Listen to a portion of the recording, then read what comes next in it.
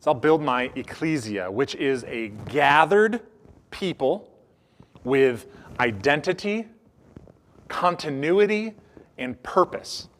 What I mean by that is a church is necessarily an interconnected community amongst a bunch of people who that is larger than any of those individual people, that survives longer than any of those individual people, and is connected not just by common interests, but by common purpose and common worship around Jesus.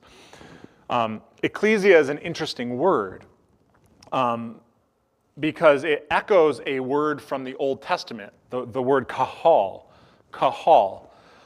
which is a word that's used for the gathered people that God forms. It's throughout the Old Testament. And then that word is then translated later on. When Jesus is referring to kahal, he uses the word ecclesia, which is, if kahal is the gathered people that God forms, the ecclesia is specifically within the ministry that Jesus is doing, the gathered people Jesus forms. And now the word that we use today to understand that is the word church, the gathered people that the Spirit of God forms. I mean, these are three words that are talking about the same thing, that are generated by the same God. So when Jesus says church, he's not inventing a new thing at this point.